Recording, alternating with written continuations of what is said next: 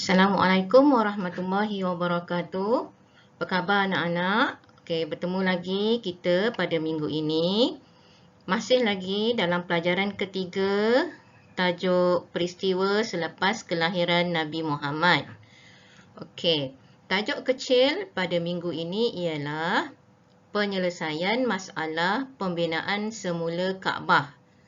Okay, nanti kita tahu jalan cerita dia kenapa nak bina semula Kaabah. Okay, itu tajuk kecil yang pertama. Tajuk kecil yang kedua, Nabi Muhammad berniaga ke negeri Syam.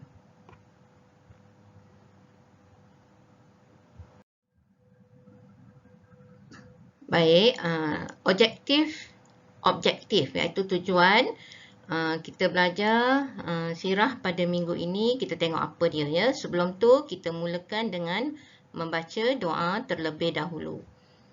Bismillahirrahmanirrahim. Allahumma aftah alaina hikmataka wanshur alaina min khazaini rahmatika ya arhamar rahimin. Okey, kita tengok dekat sini objektif. Tujuan kita belajar hari ini apa dia ya. Okay. Yang pertama ya sekali ialah murid dapat menceritakan kejadian Nabi Muhammad menyelesaikan masalah peletakan semula Hajaratul Aswad. Okey, sebab pada Kaabah tu ada satu batu yang diberi nama Hajaratul Aswad. Jadi bila selesai Kaabah dibina semula, berlaku sedikit perselisihan faham siapa yang perlu meletakkan semula Hajaratul Aswad. Okey. Objektif yang kedua, murid dapat memahami kisah Nabi pergi berniaga ke Syam dan mencontohi cara Nabi berniaga. Okey, itu objektif yang kita perlu tahu apa tajuk kecil pada minggu ini.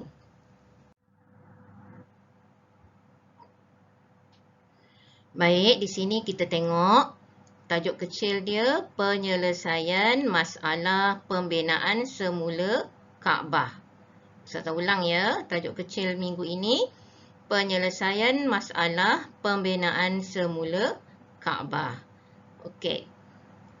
Ketika umur Nabi Muhammad berumur 35 tahun, ketika umur Nabi 35 tahun, berlaku banjir besar di kota Mekah. Kota Mekah dilanda banjir. Masa umur Nabi 35 tahun, kota Mekah dilanda banjir. Jadi bila kena dilanda banjir, dinding Kaabah pun runtuh. Bila dinding Kaabah runtuh, orang-orang Arab Quraisy bersepakat bergotong royong membina semula Kaabah. Bila dinding Kaabah tu dah runtuh, jadi orang Arab Quraisy bersepakat untuk bergotong royong membina semula Kaabah. Pembinaan semula Kaabah diketuai oleh seorang yang bernama Bakum. Orang tu nama dia Bakum, iaitu seorang tukang kayu. Kaabah tu dibina semula dan diketuai oleh seorang tukang kayu yang bernama Bakum.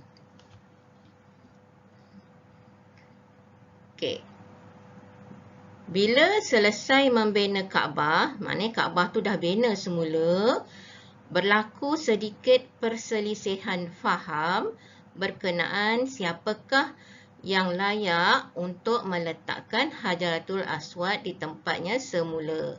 Hajaratul Aswad ni adalah seketul batu yang berwarna hitam yang ada pada Kaabah. Jadi bila Kaabah tu dah bina semula, batu Hajaratul Aswad tu nak letak kat tempat tu semula, berlaku sedikit perselisihan faham. Okey.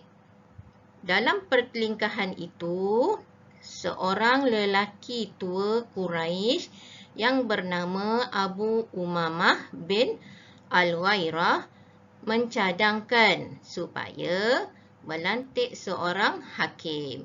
Jadi bila dah berlaku sedikit perselisihan faham, jadi seorang lelaki tua Quraisy yang bernama Abu Umamah bin Al-Wairah mencadangkan supaya melantik seorang hakim.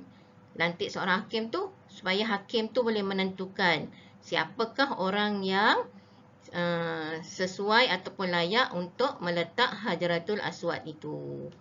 Okey. Macam mana cara nak cari hakim ni? Okey.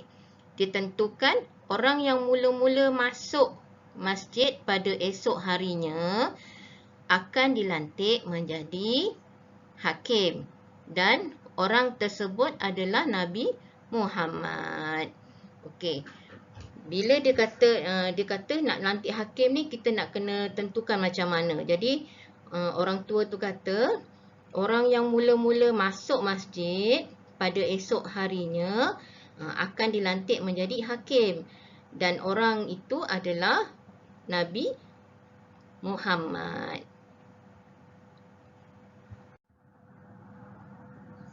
Baik, di sini kita lihat bagaimana cara Nabi Muhammad menghakimi perselisihan faham untuk meletakkan batu Hajaratul Aswad tersebut. Okey. Cara Nabi Muhammad menghakimi perselisihan itu ialah yang pertama, Nabi Muhammad SAW membentangkan serbannya dan meletakkan Hajaratul Aswad di tengah-tengah. Okey, Nabi Muhammad ambil serban dia, lepas tu bila dah bentangkan serban Nabi ambil batu Hajaratul Aswad tu, Nabi letak di tengah-tengah serban tersebut. Lepas tu Nabi minta semua ketua puak memegang bahagian tepi kain serban tersebut dan mengangkat bersama-sama ke tempat yang disediakan di Kaabah. Jadi bila dah bentang, batu dah letak atas serban Nabi, Nabi minta semua ketua puak memegang bahagian tepi kain serban tersebut dan mengangkat bersama-sama ke tempat yang disediakan di Kaabah. Jadi batu tu diangkat menggunakan kain serban Nabi, ya. Okay. Nabi Muhammad SAW meletakkan sendiri Hajaratul Aswad di tempat asalnya.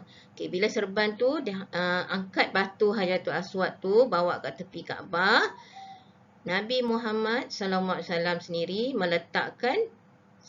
meletakkan Hajaratul Aswad di tempat asalnya. Kaabah adalah rumah ibadah pertama yang dibina untuk tujuan beribadah. Okey, untuk pengetahuan murid-murid semua, Kaabah ni terletak di kota Mekah, ya.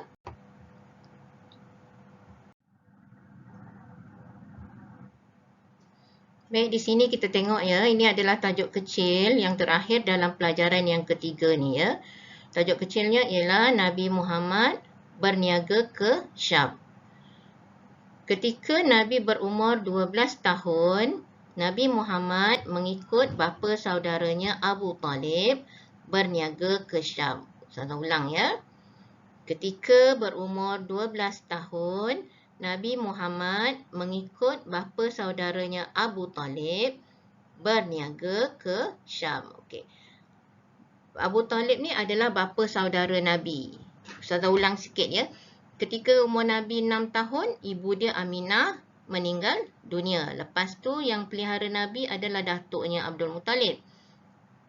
Abdul Muttalib ni memelihara Nabi sehingga Nabi berumur 8 tahun 2 bulan. Lepas tu Abdul Muttalib meninggal dunia.